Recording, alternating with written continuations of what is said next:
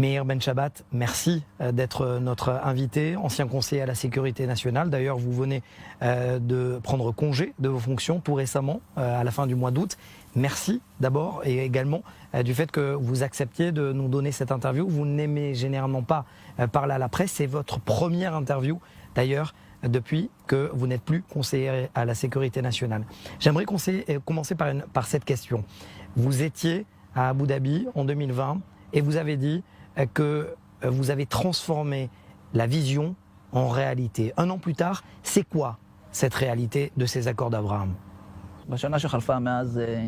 Nous sommes en train de créer un avenir différent pour les générations à venir. Lors de l'année qui s'est écoulée depuis cette visite, nous avons renforcé nos relations. Nous les avons développées.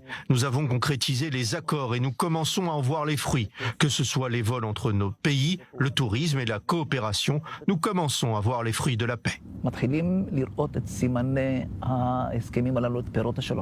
Alors on le sait, vous êtes considéré comme l'un des architectes de ces accords côté israélien, bien évidemment, avec la responsabilité du Premier ministre de l'époque, Benjamin Netanyahou. Est-ce que vous vous souvenez du moment où Benjamin Netanyahou vous donne cette responsabilité ? Je m'en souviens bien, mais je voudrais apporter une correction. Je ne souhaite pas m'attribuer tout le mérite. Je me considère comme un architecte. Beaucoup de personnes ont travaillé pour réaliser cet exploit et je crois qu'elles méritent de la reconnaissance, elles aussi. Dans ce processus, je n'ai été qu'un acteur parmi d'autres. Je suis heureux de faire partie de cette aventure et d'avoir apporté ma contribution. J'ai été très enthousiaste quand le Premier ministre m'a assigné une fonction dans ces accords. C'est un événement historique.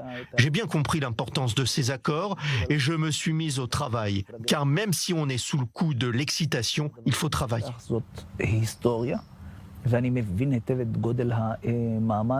D'autant que vous allez chasser sur le terrain, généralement, attribué au Mossad. Je dois dire très simplement que le Conseil de sécurité nationale et le Mossad sont deux entités qui servent le même pays. Ils savent travailler ensemble et dans de nombreux cas, ils coopèrent de manière étroite. De plus, nous partageons le même point de vue concernant nos objectifs. Et au bout du compte, quand le Mossad a des liens diplomatiques avec des États avec qui nous n'avons pas de relation, il aspire à mettre en place une normalisation avec Israël. Finalement, nous avons la même vision des choses, nous devons travailler ensemble et c'est ce que nous avons fait.